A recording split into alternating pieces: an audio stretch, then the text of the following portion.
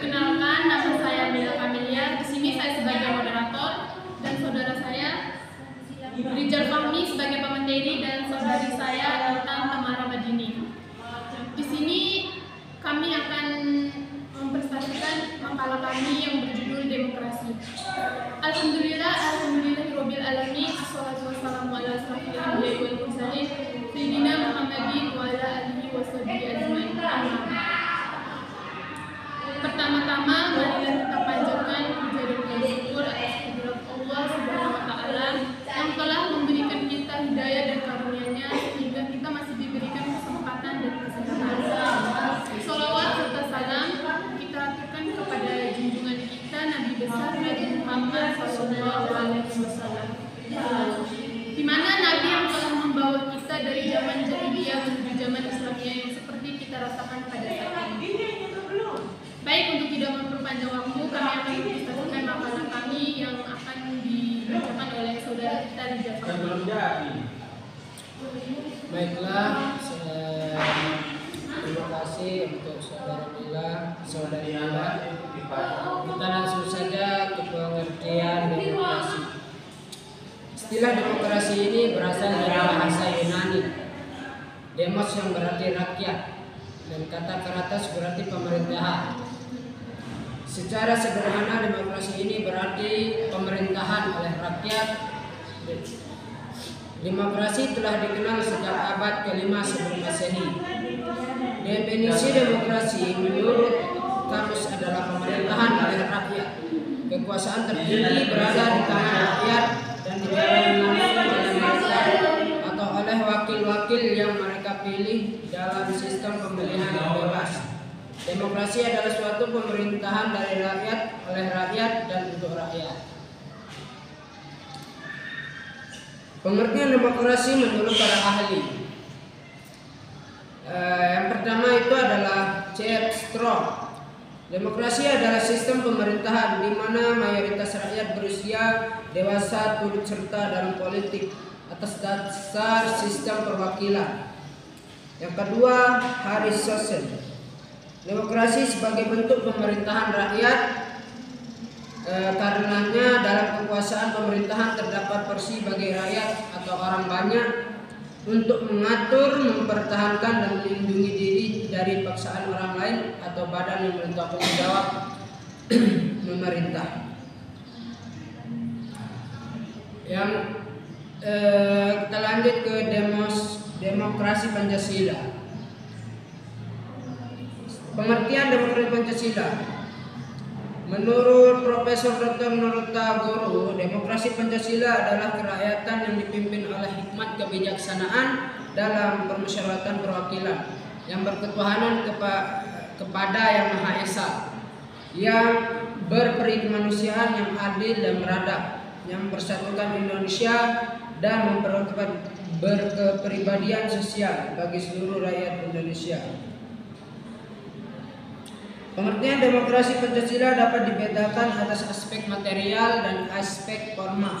Satu, aspek material meliputi segi substansi dan isi. Yang kedua, aspek formal menjelaskan tentang proses dan tata untuk wakil dan lembaga perwakilan rakyat. Yang kedua, prinsip dasar demokrasi. Berikut prinsip dasar demokrasi Pancasila. Yang pertama, perasaan bagi seluruh rakyat Indonesia. Yang kedua, keseimbangan antara hak dan kewajiban. Yang ketiga, pelaksanaan kebebasan yang bertanggung jawab secara moral kepada Tuhan Yang Maha Esa, diri sendiri dan orang lain. Yang keempat, mewujudkan realitas sosial. Yang kelima, pengembalian keputusan dengan musyawarah. 6, mengutamakan persatuan nasional dan kekeluargaan. 7, menjunjung tinggi tujuan dan cita-cita nasional.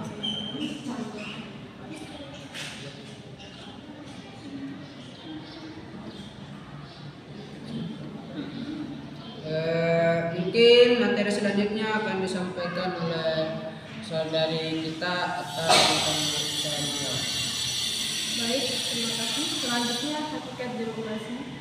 Satu, demokrasi normatif dan demokrasi empirik dalam ilmu politik. Dalam pemahaman secara normatif, demokrasi merupakan suatu yang secara ideal hendak dilakukan atau diselenggarakan oleh sebuah negara. Seperti misalnya, kita mengenal ungkapan pemerintahan dari rakyat, oleh rakyat, dan untuk rakyat.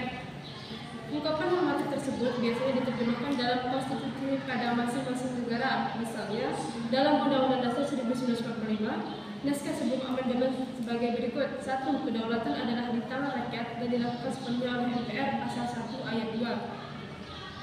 Kemerdekaan berserikat dan berkumpul, mengeluarkan pikiran dengan lisan dan tulisan dan sebagainya ditetapkan dalam Undang-Undang pasal 28 ayat 3. Negara menjamin kemerdekaan tiap-tiap penduduk untuk memeluk agamanya masing-masing dan untuk beribadah menurut agama dan kepercayaan itu, pasal 29 ayat 2. Teori dan konsep demokrasi.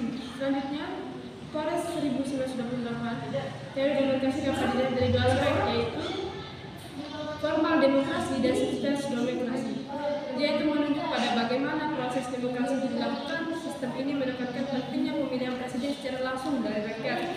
Dalam suatu negara demokrasi, suatu negara dapat melaksanakan pemerintahannya menggunakan sistem parlementer ataupun presidensial.